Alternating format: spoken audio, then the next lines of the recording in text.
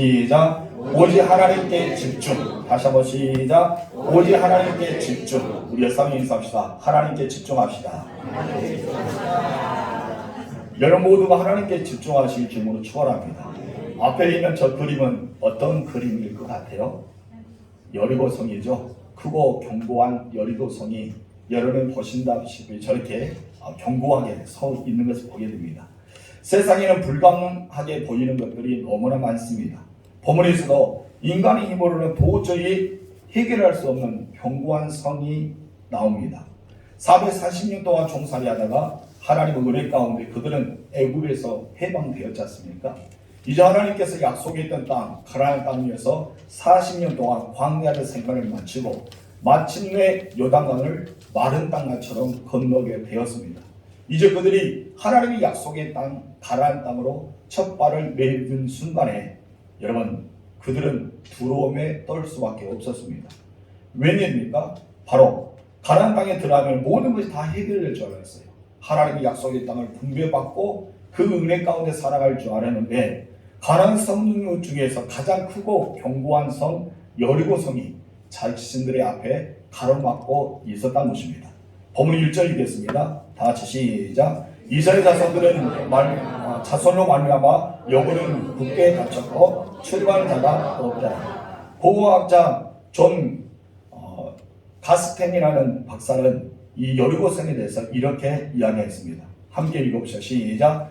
여리고성은 이중벽으로 되어 있고 예배계는 두께가 2m 그리고 내벽의 두께가 3m에 높이는 10m 되는 견고한 성에 있었다. 이렇게 말합니다. 굉장히 큰 성이었죠. 이중을 됐어요. 처음에는 한 번째 두께는 2m의 성이 쌓여 있고 그리고 그것에는 20만에 달한 군사들이 대비하고 그리고 마지막 내부 안에는 3m 되는 두꺼운 벽이 쌓여져 있습니다. 높이는 몇 m입니까? 10m. 10m는 엄청난 거죠. 우리 교회 십자가탑보다 더 높게 쌓여졌다고 볼 수 있습니다. 누구나 다 정복하고 싶지만은 정복할 수 없는 땅, 바로 크고 견고한 요새가 그들의 눈에 펼쳐져 있습니다. 이 요새를 통과해야지만 자기들이 해족서를 쫓아내고 하나님의 약속의 땅 가나안 땅에서 거주할 수 있는데 그들이 요단강에 건너서 가나안 땅에 첫 발을 내딛는 순간 그들은 두려워 떨 수밖에 없었습니다. 우리 인생도 마찬가지입니다. 여러분의 인생 가운데도 크고 견고한 여리고성이 누구나 다 한 번씩은 있을 것입니다. 말씀에 순종하며 살라고 있었지만은 크고 견고한 성일 때문에 우리 앞에 딱 가로막고 있어서 우리는 두려워하고 좌절하고 낙심할 때가 있지 않습니까?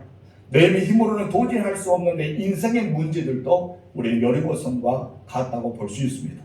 내 힘으로는 해결할 수 없는 가정의 문제, 자녀의 문제, 물질과 삶의 터전의 문제, 인간관계의 문제는 내 앞에 견고한 성 요새처럼 굳건하게 쌓이는 여리고성이라고 할 수가 있습니다. 그 성이 여러함에 버티고 있는 것입니다. 현대의학으로는 고칠 수 없는 질병으로 우리는 여리고성을 맞이할 수도 있고요.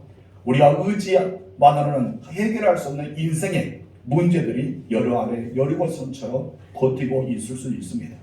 내 힘으로 물리칠 수 없는 어둠의 권세들이 여러분을 사로잡을 때 우리는 그것을 가리켜 여리고성, 내 뜻대로 통제할 수 없는 성이라고 할 수가 있습니다. 누군가를 내 힘으로 사랑할 수도 없고 내 힘으로 용서할 수 없는 사람이 우리 앞에 놓여져 있는 것도 여리고성일도 있습니다. 아무리 우리가 발버둥쳐도 내가 이 성을 넘고 싶어도 우리는 넘어질 수밖에 없는, 그래서 여전히 우리는 쓴뿌리와 자존심과 시기와 질투의 옛습관을 벗어버리지 못하는 여리고성이 여러 앞에 놓여 있을 수가 있습니다. 그러나 여러분 오늘 본문에서는 하나님은 무엇을 합니까? 여리고를 점령하라고 합니다. 이 여리고성을 점령하라는 여러분 외곽으로서는 2m 그리고 내곽에서는 4m 높이는 10m야 되는 엄청난 성읍을 어떻게 점령할 수 있습니까? 우리 이 성은 내 인생 가운데 버티고 있는 이 여리고성을 어떻게 우리는 누릴 수가 있느냐 이것입니다. 근데 하나님께서는 이 요새 견고한 성을 정복하라고 말씀하십니다. 여러분 이 성을 정복하시기 바랍니다. 우리 첫 번째 다 같이 읽어봅시다. 시작. 그 여리고성을 정복하라. 여러분 이 여리고성을 정복해야 돼요. 하나님은 가나안 땅에 들어온 이스라엘 백성들에게 이 크고 견고한 성, 이 요새 같은 성을 정복하라고 말씀하십니다. 2절 말씀 읽겠습니다. 시작. 여호와께서 여호수아에게 이르시되 보라 내가 여리고와 그 왕과 그 용사들을 내 손에 넘겨주었으니. 넘겨주었단 말이에요. 이 말은 무엇입니까? 하나님께서 너에게 이 성을 넘겨주었다. 한마디로 너희는 정복할 수 있어. 너희는 승리가 보장되었어. 너희가 가서 하나님 말씀대로 하면은 이 견고한 성은 너희의 것이 될 거야. 이것을 말씀하고 있는 것입니다. 하나님은 출애굽한 이스라엘 백성들에게 젖과 꿀이 흐르는 땅, 이 가나안 땅을 약속해 주셨습니다. 그리고 이스라엘 백성들은 그 약속의 땅 가나안을 바라보면서 40년간 견디고 버티고 여기까지 왔습니다. 근데 그들 앞에는 크고 견고한 성, 정말 이 가나안 땅에 들어가서 차지해야 되는데 길목에 딱 서 있기 때문에 그들은 이제는 물러설 수밖에 없는 그런 나약한 마음이 생길 수밖에 없었습니다. 여러분도 그러지 않습니까? 무엇인가 모르게 내 앞에 견고한 것이 서 있을 때, 여러분 완벽하게 정말 튼튼한 요새처럼 서 있을 때 우리는 물러갈 수밖에 없고, 우리는 두려움에 떨 수밖에 없고, 우리는 나약한 나의 자신을 바라볼 수밖에 없습니다. 그리고 여러분, 하나님은요 그 성을 정복하라는 것입니다. 여러분 건강의 문제, 가정의 문제, 여러분 주변의 많은 환경의 문제를 정복하라고 말씀하고 있습니다. 이 가나안은 바로 그들의 정복, 투쟁, 그리고 헌신과 싸움이 있어야지만 그들에게는 차지할 수 있는 땅이 가나안 땅이었다고 볼 수 있습니다. 그냥 무작정 하나님께 약속이기 때문에 나에게 주겠지라는 것이 아니라 내가 친히 나가서 하나님의 방법대로 또 우리가 해야 될 일을 감당해야지만 그 성을 차지할 수 있는 땅이 바로 가나안 땅이었던 것을 우리는 볼 수가 있는 것입니다. 여러분 그리스도의 삶도 마찬가지입니다. 우리 예수 믿는 사람 모든 사람들도 역시 마찬가지한 것입니다. 하나님의 사람들 우리들은 지금 현재 영적 전쟁의 한복판에 서 있습니다. 내가 취해야 될 땅, 내가 넘어가야 될 성, 그리고 그것을 무너뜨려야 될 여리고 성이 여러 안에 있다는 사실을 기억하시기 바랍니다. 예수 믿는다는 것은 무엇입니까? 내가 가나안 땅을 첫 발을 내딛은 순간이라고 볼 수 있습니다. 여러분 가나안 땅에 들어온 것을 의미한 것이 바로 예수 믿는다는 것을 가리키고 있습니다. 그렇다면 여러분 첫 발을 내딛어서 요단을 건너 이제는 가나안 땅에 내 발을 디뎠다면 여러분 무엇을 해야 될까요? 가나안 땅에 들어왔기 때문에 안주하면서 그곳에 편히 살겠다고 생각해야 될까요? 아니란 것입니다. 하나님 내게 지시하고 하나님 내게 명령하시고 하나님 말씀대로 그 기업을 얻기 위해서 우리는 앞으로 나가야 할 줄 믿습니다. 이것을 가리켜 영적 전쟁이라고 말하고 있습니다. 이스라엘 백성들처럼 우리는 여리고성을 정복해야 됩니다. 내 앞에 가로막고 있는 모든 성을 무너뜨려야 됩니다. 그곳에는 가나안 족속을 쫓아내야 되는 영적 전쟁을 치러야 된다는 사실을 본문에서 우리에게 말씀하고 있습니다. 이 땅에 하나님의 나라가 임하고 내가 내 영혼이 천국에 들어가는 그날까지 우리는 끊임없이 영적 전쟁을 치르고 있다는 사실을 우리는 잊어서는 안 됩니다. 여러분 영적 전쟁과 또 승리가 없이는 그 하나님 나라를 우리는 얻지 못하고 이 땅에 하나님 나라를 확장시킬 수가 없기 때문입니다. 여러분 영적 전쟁이 없으면요 내 앞에 크고 견고한 성을 무너뜨릴 수가 없다는 것입니다. 그 어떤 것도 그 어떤 세력도 그리고 그곳에 있는 어떤 전리품도 우리는 치료할 수 없다는 사실을 우리는 인정할 수밖에 없다는 것이죠. 영적 전쟁이 없으면요 예수 믿어도 우리는 누릴 수가 없어요. 예수 믿는다 해도 우리가 누릴 수 있는 것은 한계가 있다는 것입니다. 바로 영적 전쟁을 통해서만이 우리는 누릴 수 있는 역사가 있습니다. 예수 믿는 것은 바로 우리 마귀를 멸하시고 또한 승리, 십자가의 승리를 우리에게 주시는 예수 그리스도의 이름으로 그 땅을 정복해야 될 줄 믿습니다. 그렇기 때문에 우리 영적 전쟁을 계속 치러야 돼요. 왜 치러야 됩니까? 우리의 믿음이 성장하기 위해서 우리는 치러야 됩니다. 예수는 말씀합니다. 하나님 나라는 침노하는 자의 것이라고 이야기했습니다. 그리고서 우리는 영적으로 싸워야지만 그것을 얻을 수가 있기 때문입니다. 그러기 신앙생활하면서요 우리 많은 사람들이 영적 전쟁을 싫어합니다. 치르기를 원하지 않습니다. 사람들 혈관육에 가진 사람들과 곧장 잘 싸우고 있지만은 심지어 우리 눈에 보이지 않는 것, 우리를 괴롭히고 있는 것, 사단의 권세와 우리는 맞서서 싸우려고 하지 않는다는 것입니다. 그래 편하게 신앙생활하고 싶은 마음이 간절하기 때문입니다. 그 여러분 편하게 신앙생활하며 그 상태로 머물 수밖에 없습니다. 성장도 없고 더 앞으로 진보도 없고 무엇인가 더 크게 이룰 수 있는 그런 뜻도 없이 멈춰있는 때가 너무 많다는 것입니다. 여러분 가나안 땅에 들어왔지만은 여리고성을 바라보면서 그들이 멈췄다면은 그 200만의 군사들 이스라엘 백성들은 길갈에서만 그냥 그들은 만족하고 있었을 것입니다. 아니면 요단강 건너면서 이쪽 저쪽 그곳에서만 살아왔어 그들은 하나님의 영광을 드리지 못한 채 그냥 그곳에 머물러 있었을 겁니다. 그러나 여러분 이스라엘 백성들은 그리하지 않았습니다. 자기 앞에 크고 견고한 성이 보일지라도 그 성에 버티고 있을지라도 가나안의 길목에 서서 그들 땅 막고 있을지라도 그들은 하나님 말씀에 의지해서 그 땅을 점령하겠다는 마음이 있었던 것입니다. 하마로 열성이 있었던 것이죠. 성도 여러분, 여름 가운데 영적 전쟁이 다가오더라도 열성을 가지시기 바랍니다. 그리고 하나님께서 주시는 그 은혜 가운데 살아가는 여러분 되시기 바랍니다. 구원받는 하나님의 사람에게는 영적 전쟁이란 무엇입니까? 선택이 아니라 필수란 것입니다. 누구든지 다 다가옵니다. 이제 예수를 막 믿는 사람도 영적 전쟁을 치러야 되고 믿은 지 오래되어도 영적 전쟁을 치러야 되고 앞에 서 있는 목사도 마찬가지로 영적 전쟁을 치러야 됩니다. 왜 그런다고요? 선택이 아니라 필수이기 때문입니다. 반드시 우리가 무너뜨려야 될 크고 견고한 성이 연합에 놓여있다는 사실을 잊지 마시기 바랍니다. 그렇다면 우리는 그 크고 견고한 성을 어떻게 무너뜨릴 수 있을까요? 우리 힘으로 할 수 없지 않습니까? 내 의지로 할 수 없지 않습니까? 내가 무슨 방법과 모든 것을 제공하더라도 그것을 할 수 없는 것이 바로 크고 견고한 성이 버티고 있는 것입니다. 그런데 여러분 하나님께서 그런 사람들과 함께 하십니다. 하나님께 집중하는 사람에게 하나님은 은혜를 내려주시고 하나님은 작전을 짜주십니다. 우리 두 번째 다 같이 읽읍시다. 시작. 여기는 우리는 두 가지 하나님 주신 명령을 볼 수 있습니다. 그중 첫 번째 명령은 어떤 것입니까? 다 같이 읽읍시다. 시작. 여리고성을 13번 돌라는 것이다. 하나님께서 여리고성을 몇 번 돌라? 13번을 돌란 것입니다. 여러분 여리고성은요 사람이 쉽게 돌 만한 것이 아닙니다. 굉장히 크고 견고하기 때문에 그 지역을 도는 것도 굉장히 많은 시간이 이렇게 들여야지만 돌 수가 있기 때문입니다.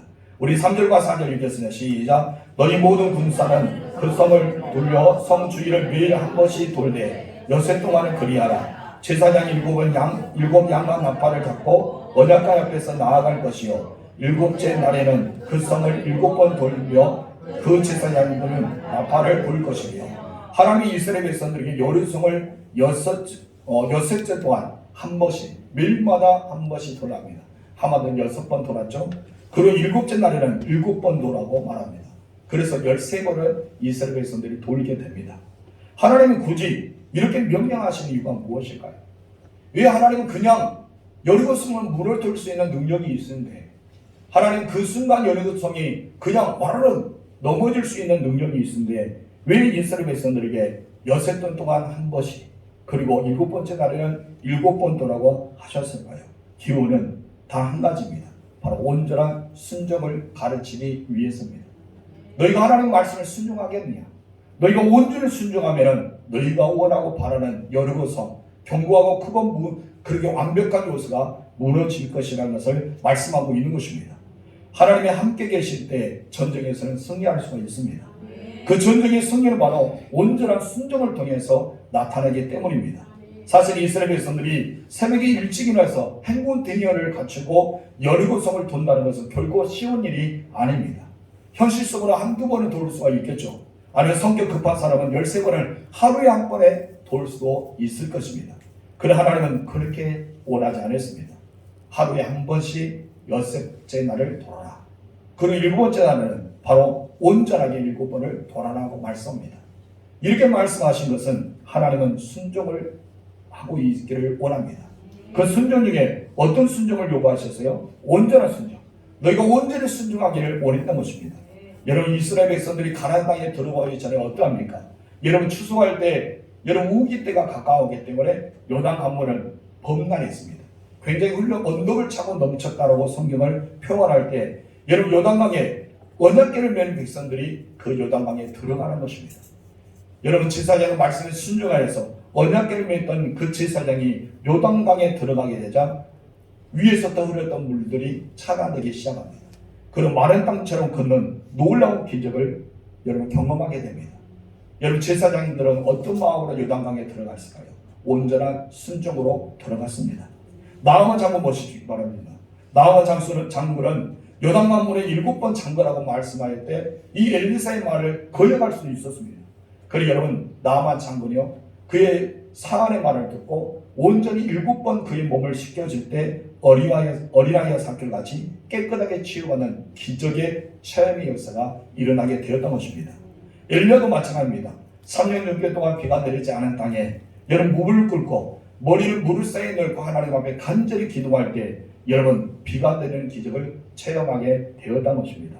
이들은 모든 공통점은 무엇입니까? 제사장들이 요단강에 들어가는 것, 나아만 장군이 요단강에서 자기 몸을 씻었던 것, 엘리야는 하나님 앞에 무릎을 꿇고 갈멜산에서 기도했다는 것, 이것은 바로 온전한 순종이 있었던 것입니다. 그들이 하나님 말씀이 일어났습니다. 여러분, 어떠한 하나님 말씀입니까? 여호수아를 통해서 제사장들에게 요단강에 들어가라, 그것도 언약궤를 메고 들어가는 말씀을 들었습니다. 여러분, 엘리사에게 나아만 장군은 7번 몸을 잠가라는 말을 들었습니다. 그리고 엘리야는 하나님께서 너희가 하늘을 닫았던 그 땅에 비를 내리겠다는 약속의 말씀을 들었습니다. 그들 모든 공통점은 무엇입니까? 들었던 것입니다. 무엇을 들었습니까? 하나님의 말씀을 들었던 것이 공통점이 있습니다. 또 하나의 공통점이 무엇입니까? 온전한 순종입니다. 갈멜산에 올라가서 비가 내릴 동안 엘리야는 기도를 멈추지 않았습니다. 나아만 장군은 자기 몸이 여전히 6번째까지 몸을 씻고 나왔지만 나병 환장, 이 문병은 그대로 남아 있었습니다. 그러나 포기하지 않고 7번 들어가서 나오게 되자 깨끗함을 체험하게 되었던 것입니다. 여러분, 엘리야도 마찬가지입니다. 비가 내리지 않은 곳에 포기할 수 있었지만 포기하지 않고 하나님께 기도할 때 하나님께서는 온전한 순종을 통해서 기적을 체험하게 하셨습니다. 우리가 하나님 앞에 기적을 원한다면 우리에게는 말씀이 들려져야 됩니다. 하나님 말씀이 먼저 들려지고 내가 온전히 순종함을 나아갈 때 기적이 나타나는 나의 삶의 일부가 될 것입니다. 기적은 나의 모든 것이 될 것입니다. 하나님께는 온전한 순종을 원하십니다. 온전한 순종만이 기적의 주인공이 될 수 있다는 것은 하나님 아셨기 때문에 그들의 온전한 순종을 원했던 것입니다. 그렇습니다. 하나님은 온전한 순종을 통해서 그 놀라운 역사, 그 기적을 우리에게 베풀어 주는 사실을 기억하시기 바랍니다. 그럴 때 우리는 하나님의 말씀이 내게 다가왔을 때 그 말씀을 부여잡고 순종한 마음의 자세가 필요하다는 것이죠. 여러분, 온전한 순종이 무엇입니까? 온전한 신뢰입니다. 내가 하나님께 온전한 믿음을 가지고 나아가기 때문에 온전한 순종이 할 수가 있는 것입니다. 한 번 순종이 아닙니다. 끝까지 순종을 가리킵니다. 온전한 순종은 한 바퀴 한 번만 돌아서 아무 증상이 없다 해서 포기해버린 것이 온전한 순종이 아니죠. 6번째 날까지 6번 돌았다 해서 여러분 아무것도 일어나지 않는다 해서 포기해버린 것이 온전한 순종이 아니라는 것입니다. 마지막 7번째 날 그들은 제사장의 양과 나팔을 불 때 함성을 지르는 그 순간까지 온전한 순종이 필요했습니다. 여러분, 나팔이 분다 해서 여러분 여리고성이 무너졌습니까? 아닙니다. 바로 백성들의 함성 소리와 함께 하나님 앞에 온전히 순종할 때 그와 같이 되었다는 사실은 우리는 성경을 통해서 알 수가 있습니다. 여러분, 우리는 어떠합니까? 우리의 삶 가운데는 한 번 순종으로 모든 것을 바꾸려고 할 때가 너무나 많이 있지 않습니까? 나아만 장군이 요단강에 한 번만 잠갔다면 어떻게 됐을까요? 여전히 그는 나병 환자로 살아날 수밖에 없었을 겁니다. 한 번의 순종은 상황이 바뀌어지지 않습니다. 온전한 순종만이 상황을 바꾸고 여러분 앞에 기적이 나타나가 우리에게 삶으로 나타난다는 사실은 우리는 믿어야 됩니다. 성도 여러분, 온전한 순종이 일어나기를 주님으로 축원합니다. 그러면 하나님께서 왜 13번을 돌아가셨을까요? 여러분 7번도 아니고 그게 12번도 아니고 왜 13번이나 여리고성을 돌라고 하셨을까요? 여러분, 하나님만을 바라보고 의지하기 위해서입니다. 오직 하나님만을 바라보라는 것입니다. 하루에 한 번씩 도는 것도 하나님을 바라보라. 여러분, 우리 그림 볼까요? 여리고성 가파른 언덕 지역이 있었습니다. 그리고 이 앞에 화면에 보이는 것처럼 여리고성은 저렇게 크고 견고한 성입니다. 여러분, 적들의 침략을 막기 위해서 성 앞에 보면요, 성벽의 그 앞에 보면은 여러분 그곳에는 석족 장애물들이 3m에서 4m 높이에 쌓여져 있습니다. 그래도 그냥 1차적인 예벽, 2차적인 내벽만 있는 것이 아니라 바로 예벽 앞에 3, 4m에 이렇게 석고 재물이 쌓여서 어느 누구도 침공하지 못하도록 완전하게 막아버리는, 한마디로 요새처럼 든든한 총성과 같은 것이 여리고성이었습니다. 그곳에는 여러분 앞에 보이는 화면처럼 1차적인 석고물이 있고 2차적인 외벽에 2m가 놓여 있고 그 3차적인 그 앞에 외벽 3m가 놓여 있는 그곳의 가운데 지역이 여러분 보일 것입니다. 그곳에 마을처럼 보이는데 이것이 바로 20만 명이 넘는 군사가 그곳에 여러분 밀복하고 있는 곳입니다. 그렇기 때문에 여러분 1차적인 석고를 통과하고 우리가 외벽에 2m가 이렇게 되는 성벽 10m를 넘어서 간다 하더라도 20만 명의 무장된 군사를 통해서 이스라엘 백성들은 어떠하겠습니까? 그들은 질 수밖에 없는 패배가 그들에게 다가올 수밖에 없습니다. 한마디로 인간의 힘으로 할 수 없는 것입니다. 도저히 인간의 힘으로는 이렇게 견고한 성을 무너뜨릴 수 없는 것을 여러분 이스라엘 백성들의 가르치기 위해서 하나님은 돌라는 것입니다. 첫 번째 한 바퀴 돌아서도 어떠할까요? 이 견고한 성은 나의 힘으로 할 수 없습니다. 나의 능력으로 할 수 없습니다. 나는 이 성을 무너뜨릴 수 없습니다. 고백합니다. 가까이서 성을 보니까 엄청난 거예요. 가까이서 성을 만져보니까 너무나 튼튼한 거예요. 가까이에서 이렇게 성을 오려다보니까 그 많은 무장된 군사들이 그들이 이스라엘 백성들을 내려다보는 그 광전을 볼 때 그들은 이렇게 말했을 겁니다. 하나님의 도우심이 없으면 우리는 이 성을 건널 수가 없습니다. 여러분 앞에 여리고성이 있습니다. 각자 여리고성이 있다고 말씀하셨지 않습니까? 여러분 물질의 여리고성, 건강의 여리고성, 가정과 자녀의 여리고성, 환경에는 여리고성. 수많은 우리는 사업과 직장 생활하면서 여리고성이 여러 가지에 버티고 있습니다. 내가 가서 가까이 보니까 건널 수 없는 거예요. 너무나 크고 완벽하고 여러분 너무나 두껍고 그 성을 무너뜨릴 수 없는 우리의 나약함이 계속해서 우리에게 비춰지게 됩니다. 근데 여러분은 어떻게 해야 됩니까? 포기해야 될까요? 하나님 왜 6번째 날까지 한 번씩 돌게 하셨을까요? 7번째 날은 7번 돌게 하셨을까요? 끝까지 하나님을 의지하라는 것입니다. 여러분 하나님을 의지할 때마다 여리고 앞에 있는 견고한 성을 무너뜨릴 수 있습니다. 여러분 큰 여리고성을 무너뜨릴 수 있는 것은 하나님의 도우심에 집중하라는 것입니다. 두 번째 그러면 하나님께 집중해야 되는데 어떻게 집중하라는 겁니까? 자, 다 같이 읽어보자. 시작. 오직 하나님께만 집중하는 것입니다. 어떻게 집중하라? 오직 하나님께만 집중하라. 하나님께 집중하되 그냥 집중한 것이 아니라 오직이라는 단어가 들어갑니다. 우리는 오직 하나님께만 집중할 줄 믿습니다.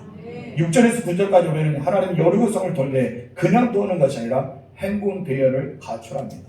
200만 만에 드는 엄청난 이 백성들이 여리고성을 드는데요. 질서 없이 돌면 어떡합니까? 좋지 않겠죠. 근데 하나님은 질서의 하나님이십니다. 여러분 성막을 지을 때도 그리고 성막을 이동할 때도 이스라엘 백성들이 숫꽃 땅에 나와 여러분 홍해를 건너서 이스라엘 백성들이 이 시내 광야를 통과할 때도 하나님은 그냥 무작정 통과하게 하지 않았습니다. 어떻게 하셨습니까? 질서대로 각 지파의 명대로 하나하나씩 이런 그렇게 통과하게 만드셨습니다. 오늘 여리고성을 돌 때도 마찬가지입니다. 이스라엘에서 그냥 200만이 되는 많은 그 백성들이 그냥 무턱대고 여리고성을 도는 것이 아니라 하나님 반드시 그들에게 질서, 행군의 대열을 갖추라고 말씀하셨습니다. 우리 6절에서 9절 다 같이 읽어봅시다. 시작.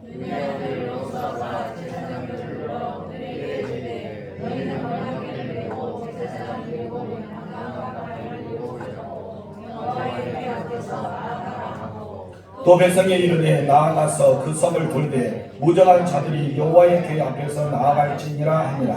여호수아가 백성이 이르기를 마치매 제사장들은 양각 나팔 7을 잡고 여호와 앞에서 나아가며 나팔을 불고 여호와의 언약궤는 그 뒤를 따르며 그 무정한 자들은 나팔 부는 제사장 앞에서 행진하며 후군은 그 궤 뒤를 따르고 제사장들은 나팔을 불며 행진하니라. 아멘. 여러분 여기서 행군대열이 있습니다. 넘겨주시랍니까? 행군대열이 있는데 가장 먼저 무정한 군사들이 맨 앞에 선봉에 섰습니다. 바로 그 뒤에는 양각 나팔을 들은 제사장들이 뒤에 두 번째로 서 있습니다. 세 번째는 언약궤를 메는 그 제사장들이 뒤에 언약궤 메고 따라옵니다. 언약궤 뒤에는 누가 있습니까? 그 수많은 백성들이 뒤에 따라옵니다. 무장한 군사, 제사장들, 언약궤, 백성. 이것이 바로 하나님께서 원하시는 행군 대열이 있습니다. 행군 대열에서 가장 중요한 것은 무엇입니까? 언약궤가 위치를 하고 있는 곳이 어디냐는 것입니다. 언약궤 위치에 따라서 중요한 전쟁인지 행군인지 이것을 알 수가 있기 때문이죠. 여러분, 법궤인 이 언약궤는 하나님과 함께 하신다. 하나님 너희와 함께 하신다는 뜻을 가지는 하나님의 임재를 상징하는 궤 중에 하나였습니다. 이스라엘 백성들이 언약궤를 이렇게 볼 때마다 지금 하나님은 우리가 함께 하신다는 것을 느꼈어요. 그래서 전쟁에 패배하고 있다가 언약궤가 나타나면 여러분 이스라엘 백성은 힘을 얻어서 전쟁에 승리합니다. 블레셋 사람들은 어떻습니까? 여러분 사무엘 시대에 언약궤가 왔다니까 그들이 감람을 녹아버립니다.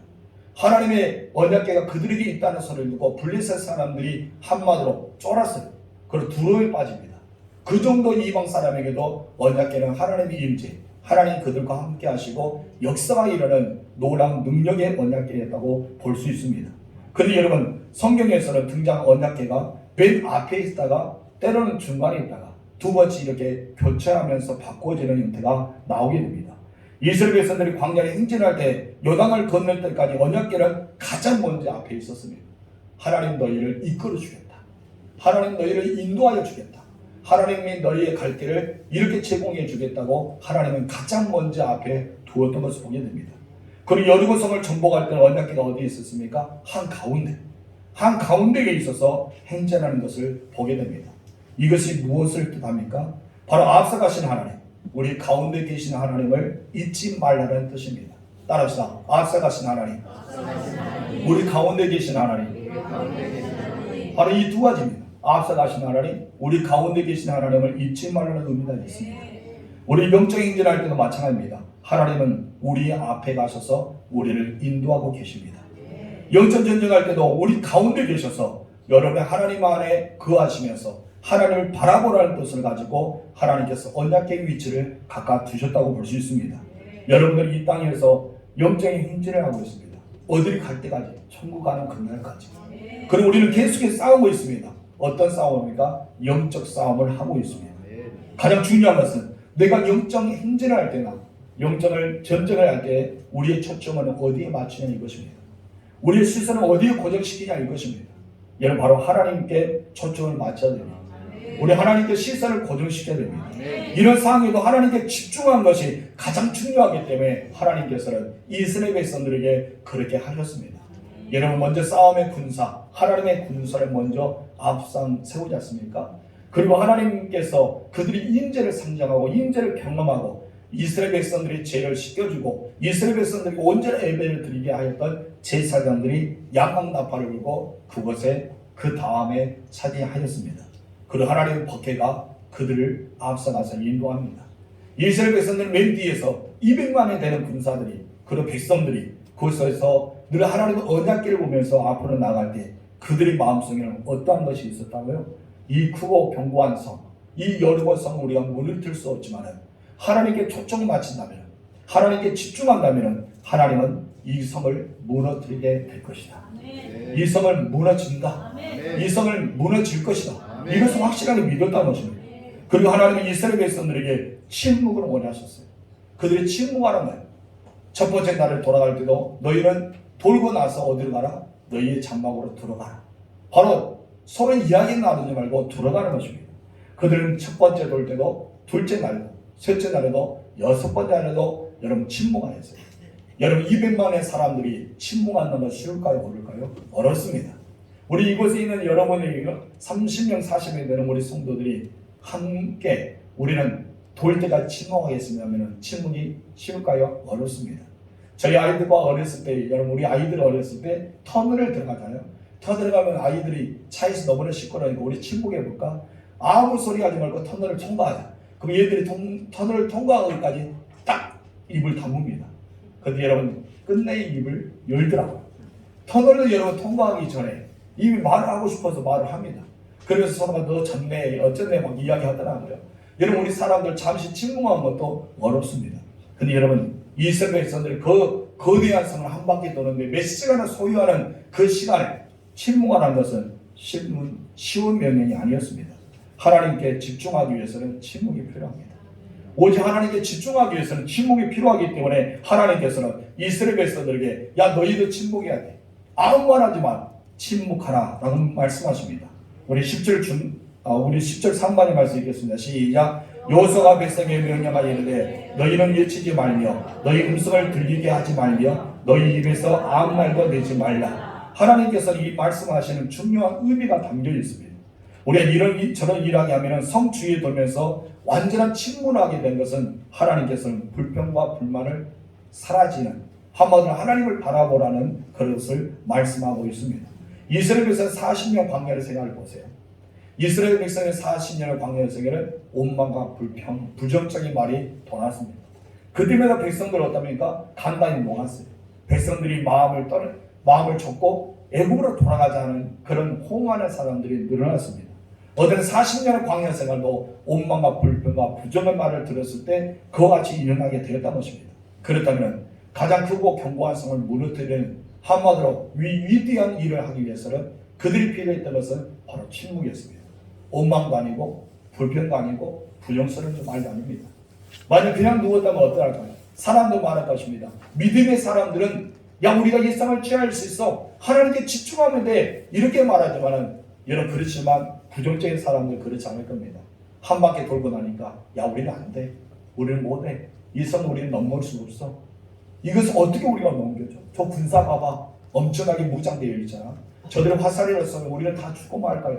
돌을 구르면 돌에 맞아 우리는 죽고 말 거야 하면서 그런 이야기를 수없이 많이 할 것입니다. 여러분, 한 사람도 아니고요, 적어도 100만이 넘는 엄청난 수가 되는 이스라엘 백성들 행진할 때 한마디씩만 해보세요. 그 사람들은 바로 이 좋지 않은 바이러스가 퍼져서 감염되고 말고 하나님께 시선을 고정시키지 않을 것입니다. 여러분, 하나님 그러나 그들에게 침묵으로 원하셨습니다. 침묵하라는 것입니다. 여러분, 침묵할 때 하나님은 역사하신다는 것입니다. 그들은 언제나 하나님 말씀대로 침묵하게 됩니다. 그리고 그들은 한 바퀴 돌고 두 바퀴 돌고 여섯 번 돌고 일곱 자라는 7번 들도록 아무 말도 하지 않습니다. 그래 하나님께서는 말할 때가 있었습니다. 어느 때입니까? 7번째 다 들고 와서 제사장이 날간 양한 나팔을 불 때 너희는 그때 말하라. 어떻게 말하라? 외치라는 것입니다. 어떻게 외쳤을까요? 어떤 사람은 야하고 외쳤을 겁니다. 어떤 사람은 하나님이여라고 외쳤습니다. 어떤 사람은 주여라고 부를 수도 있겠죠. 각각 외쳤을 겁니다. 외침과 동시에 여리고 성은 무너지게 되었습니다. 바로 하나님은 언제나 순종을 말씀합니다. 말씀이 있는 곳에는 순종이 뒤따라와야 됩니다. 여러분, 침묵에 명령하였다면 여러분, 침묵의 상태에서 우리는 살아나야 됩니다. 우리 가운데 부정적인 생각을 멀리해야 됩니다. 부정적인 말을 우리는 해서는 안 됩니다. 우리는 분위기로 흐트러진 것이 아니라 오직 하나님의 말씀대로는 살아가야 할 줄 믿습니다. 혹시 여러분의 주변에 부정적인 말이나 원망과 불평 말하는 사람이 있습니까? 그래도 우리는 그 자리에서 조용히 일어나야 될 것입니다. 그리고 그 자리에 떠나야 됩니다. 왜냐하면 그런 말들은 나에게 점령이 되기 때문입니다. 나도 모르게 불평의 바이러스에 점령되고, 우리는 원망의 바이러스에 점령되고, 부정적인 말에 점령되어서 나도 모르게 그렇게 되기 때문입니다. 성도 여러분, 우리는 은혜 받기 위해서는 은혜가 충만한 사람 옆에 앉으라 말하지 않습니까? 내가 기도가 잘 되지 않으면 기도를 열중전하는 사람 옆에 앉으라 하지 않습니까? 그럴 때 그와 같이 되기 때문입니다. 얘는 실제로 그렇습니다. 얘는 은혜를 사모한 사람 옆에 앉아있으면 은혜가 저절로 임합니다. 기도가 뜨겁게 나온 사람 옆에 있으면 나도 모르게 기도가 뜨게 됩니다. 그러나 여러분, 졸고 있는 사람 옆에 있으면 어떡합니까? 나도 모르게 졸립니다. 이것이 바이러스입니다. 한마디로 그렇게 된다는 것입니다. 그러니까 우리들은 그 사람 옆에 필요한 것이 우리는 좋은 것입니다. 우리는 그럴 때 이 바이러스가 나에게 임하지 않는다는 것입니다. 성도 여러분, 하나님께서 우리에게 침묵하라고 말씀하십니다.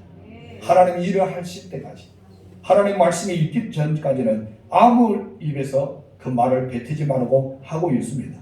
우리는 신앙생활에서 가장 중요한 것이 무엇이라 생각할까요? 여러분, 기도도 중요하고 믿음도 중요하고 하나님 말씀도 중요합니다. 그런데 여러분, 가장 중요한 것은 어떤 것일까요? 하나님을 바라보라는 것입니다. 하나님께 집중하는 것입니다. 영전 전쟁에는 적의 숫자와 상관이 없습니다. 하나님과 한 사람을 통해 천을 이길 수가 있습니다. 여러분, 100명을 통해서 만을 이길 수 있습니다. 하나님 적은 무리를 통해서 엄청난 세력을 하나님께서는 치실 수가 있다는 것입니다. 여러분, 엘리사가 이렇게 성 안에 주위에 있을 때 블레셋 사람의 엘리사를 잡기 위해서 오지 않았습니까? 근데 여러분, 이 사안을 보지 못했던 것이 있었습니다.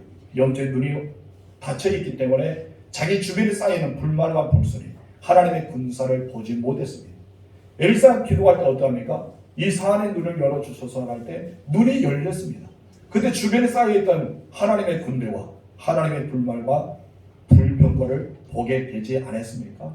바로 이 엘리사의 상황이 엘리사에 가까이 가지 않았다면 그것을 경험하지 못했을 겁니다. 바로 은혜를 사모한 자의 옆에 가십시오. 기도를 사모한 자의 옆에 가십시오.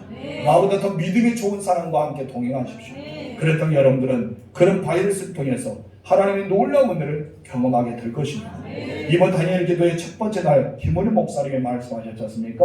하나님께 집중하기 위해서 기도했던 사람들에 대해서 예를 들면서 엘리야 선지자와 또한 히스기야 왕에 대해서 이야기합니다. 엘리야 선지자가 무릎을 꿇고 갈멜산에서 머리를 무릎 사이에 넣었답니다. 저도 여러 번 따라가려 했는데 안 되더라고요. 배가 나서 안 되는지 몰라도, 몸이 굳어서 안 되는지 몰라도 안 돼요. 한번 집에서 해보셨어요? 정말 이것을 하신 분은 대단한 유연성이 아닙니다. 저는 안 되더라고요. 그런데 엘리야는 그렇게 했다는 것입니다. 왜 그렇게 했다고 말합니까? 하나님께만 집중하기 위해서. 이 상황을, 많은 땅을 바라보지 않고 시들고 있는 곡식을 바라보지 않고 오직 하나님께 집중하기 위해서 머리에 무릎 사이에 넣었답니다. 히스기야도 병들어 죽게 되는 말을 들었을 때 다른 것을 보지 않고 벽을 얼굴을 향해서 하나님께 기도를 드렸답니다. 이 두 사람의 공통점이 무엇이라고요? 하나님께 집중하기 위해서 그랬다고 합니다. 이런 상황을 보면 시끄러워 보입니다. 상황을 보면 마음이 복잡합니다. 상황을 보면 우리는 침묵할 수가 없습니다. 그냥 원망도 하고 불평도 하고 왜 이런 일이 나에게 일어났냐, 우리는 투덜거리도 합니다. 그럼 우리가 상황을 접고 하나님을 집중하게 되면, 하나님께 시선을 고정시키게 되면 하나님의 위대한 일을 우리는 볼 수가 있다는 것입니다. 여러분, 그러나 사단의 전략은 무엇입니까? 바로 믿음의 주여 또 온전케 하신 예수를 바라보지 못하게 합니다. 나의 영적 눈을 닫아버립니다. 그런데 자신의 연약함을 보게 합니다. 너는 못해, 너는 할 수 없어, 너 처신을 봐라, 네가 무엇을 하겠느냐 하며 사단 우리를 공격하고 있습니다. 과거의 상처와 실패를 헤어나지 못하게 합니다. 그러면서 우리는 추함과 어리석음만 바라보면서 나를 절망시킵니다. 나 같은 자가 무엇을 할 수 있겠어? 여러분, 우리를 참소하는 사단의 권세에 넘어가지 마십시오. 하나님 여러분에 말합니다. 너는 보배롭고 존귀한 자야. 내가 너를 택하였잖아. 너를 버리지 않잖아. 너와 함께하고 있잖아. 너와 동행하고 있잖아. 하나님 계속 말하는데 우리는 무엇이 합니까? 나는 여리고 성을 넘지 못합니다. 나는 저 크고 견고한 성을 쳐다보지 못합니다. 두려워서 우리는 뒤로 물러설 수밖에 없습니다. 라고 말합니다. 다 사단에 꼬일 수밖에 되지 않는다는 것입니다. 여러분, 이제는 고개를 들어 하나님을 바라보십시오. 눈을 하나님께 고정시키십시오. 하나님만이 여러분의 견고한 성을 무너뜨릴 수가 있습니다. 오직 하나님께 집중하신 줄로 축원합니다. 우리 세 번째 하나 즐겁습니다. 시작. 오직 하나님께 집중하라. 하나님께 집중하는 것은 무엇을 말합니까? 오직 주님만을 바라본다는 것은 구체적으로 무슨 뜻이냐, 이것입니다. 바로 믿음으로 순종하라는 것입니다. 약속의 말씀을 믿고 지금의 상황과 너의 처지를 바라보지 말고 약속의 말씀을 믿고 하나님을 집중하라. 그리고 말씀에 순종하라. 이것을 말하고 있습니다. 우리 2절과 3절 다 같이 읽겠습니다. 시작.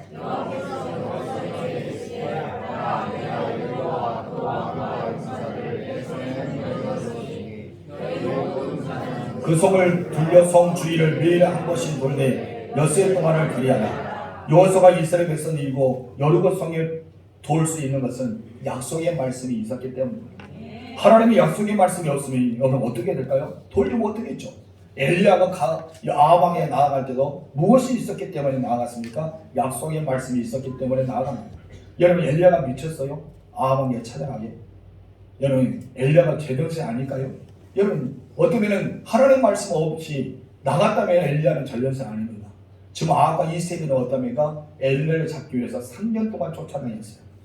엘리사만 잡으면 그를 죽이면 된다. 엘리야를 죽이기 위해서 계속해서 쫓아다녔다는 것입니다. 그런데 여러분, 그렇게 쫓아다녔던 엘리야가 아합 앞에 딱 나타납니다. 여러분, 아합 왕이 어떻게 될까요? 그를 붙잡아야 되잖아요. 이세벨이 어떻게 해야 될까요? 그를 죽여야 되잖아요. 근데 여러분, 엘리야를 죽일 수가 없었어요. 엘리야를 그들을 붙잡을 수 없었어요. 그들이 그렇게 3년 동안 쫓아다녔는데 3년 동안 엘리야를 잡기 위해서 그는 혈란은 아니고 모든 군사를 동원해서 그를 잡으려고 했지만은 실제적으로 엘리야가 그들 앞에 왔을 때 여러분 아무도 그를 잡을 수가 없었습니다. 왜 그랬을까요? 엘리야가 자기의 의지대로 온 것이 아니기 때문입니다. 엘리야가 자기 마음에 먹은 대로 온 것이 아니기 때문입니다. 엘리야가 무엇 때문에 그 앞에 나왔습니까? 하나님의 말씀이 있었기 때문에. 하나님의 말씀이 들려져서 하나님의 말씀에 순종함으로 엘리야가 아방에 나아가고 이세벨 앞에 나아갔기 때문에 그들은 붙잡을 수가 없었습니다. 약속의 말씀이 있었다는 것이죠. 여러분, 여호수아가 이스라엘 백성들을 이끄고 크고 견고한 성, 이 여리고 성을 돌 수 있는 것은 다 한 가지였습니다. 무엇이 있었다? 약속의 말씀이 있었기 때문입니다. 아브라함은 갈 바를 알지 못했습니다. 그러나 하나님 그를 부르셨습니다. 그리고 그 말씀을 순종하기 위해서 그는 고향과 친척과 아버지 집을 떠날 수가 있었습니다. 왜 그들이 떠날 수밖에 없었을까요? 왜 아브라함은 그렇게 떠나기로 결정을 했을까요? 단 한 가지 이유입니다. 무엇이 있었다고요? 약속의 말씀이 있었습니다. 우리 찬사기 12장 2절 시작. 내가 너 큰 민족을 이루고 내게 복을 주어 내 이름을 창대하게 하리니 너는 복이 될지라. 하나님의 약속의 말씀이 있었기 때문에, 이 약속의 말씀이 있었기 때문에 하나님 앞에 그런 결단을 내릴 수밖에 없었다는 것입니다. 하나님이 여러분에게 말씀하셨습니까? 하나님이 여러분에게 말씀하셨다면 여러분 떠나야 됩니다. 모세도 마찬가지죠. 모세 출애굽기 3장에 보면은 내가 너를 바로에게 보내어 너에게 내 백성 이스라엘 자손이 애굽 땅에서 인도하여 내게 하리라. 이 약속의 말씀이 있었기 때문에 그 말씀을 붙잡고 애굽으로 내려갔습니다. 여러분, 모세가 그냥 내려갔을까요? 모세가 미쳤습니까? 애굽 사람을 죽였던 살인죄를 범했던 사람인데, 그가 세월이 40년이 지나도 그 누명은, 그 현실은 여러분 부인할 수 없는 그런 입장이었습니까? 근데 여러분, 모세는 내려갔습니다. 베드로 마찬가지입니다. 누가복음 5장에 예수님께서 깊은 데로 가서 금을 내리란 것입니다. 그때 말씀이 무엇입니까? 주님의 말씀에 의지하여, 주님의 약속의 말씀을 의지했기 때문에 금을 내려서 그물이 찢어진 만큼 엄청난 물고기를 잡은 기적을 체험하게 되었습니다. 한 가지의 공통점은 무엇입니까? 여러분, 엘리야, 모세, 베드로의 공통점은 말씀이 있었다는 것입니다. 하나님의 말씀이 있었기 때문에 그 말씀을 붙잡고 하나님께 집중하면서 나아갈 수 있었다는 것이죠. 하나님께 집중하는 것은 무엇입니까? 내 생각을 내려놓은 것입니다. 내 처하고 있는 상황을 내려놓는 것입니다. 그리고 하나님 말씀을 묵상하고 그 말씀을 붙잡고 그 말씀을 실험하면서 나아갈 때 하나님의 약속의 말씀을 여러분이 성취하게 된다는 것입니다. 오늘의 여러분의 견고한 성은 무엇입니까? 여러분 앞에 내 힘으로 해결할 수 없는 인생의 크고 견고한 여리고성이 어떤 것이냐, 이것입니다. 하나님 우리에게 그 여리고성을 정복하라 말씀입니다. 여러분이 두려워하고 있는 것, 여러분이 싫어하고 있는 것, 여러분 낯서지 않고 있는 것, 그 여리고성이 여러분 앞에 놓여 있을 때 여러분은 어떻게 하겠냐, 이것입니다. 하나님 말씀을 붙잡으십시오. 그리고 하나님께 집중하십시오. 어떤 문제를 집중하면 문제만 커 보입니다. 그런 문제의 시선을 떼시고 하나님을 바라보면 하나님이 해결할 수 있는 그 능력이 우리에게 나타납니다. 성도 여러분, 하나님께 집중하시기 바랍니다. 그리고 여러분 침묵하십시오. 마음에 맞지 않는다 해서 불평하지 마시고 원망하지 마시고 오직 우리는 침묵하면서 하나님의 음성에 귀를 기울여야 됩니다. 아무 문제가 없어도 우리는 주님을 사모해야 됩니다.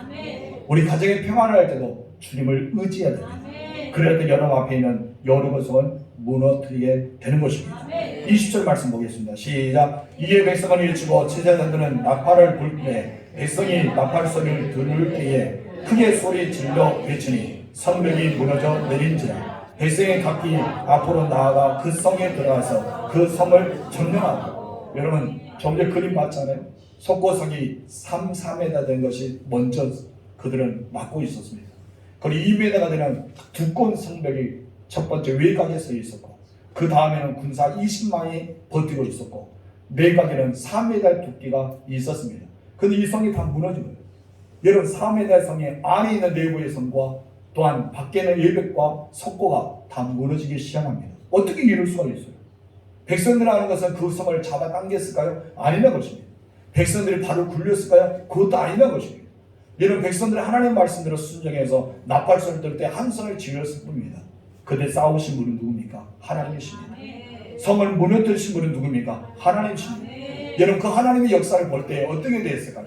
여러분, 이스라엘 백성은 사기에 올라서 그 성을 들어가 점령하게 되고, 여러분 그것을 보았던 여러분 여리고성 안에 있는 군사들은 간담이 녹았을 겁니다. 그들 아무리 무장된 군사라도 하나님이 일하시고 올 때 그들은 낙담하게 되고 모든 것을 사기에 떨어졌기 때문에 실패할 수밖에 없었습니다. 사랑하는 성도 여러분, 하나님께 집중하십시오. 그리고 하나님의 반복대로 나아가십시오. 그래서 여러분 앞에 놓여있는 크고 견고한 성을 무너지게 될 것입니다.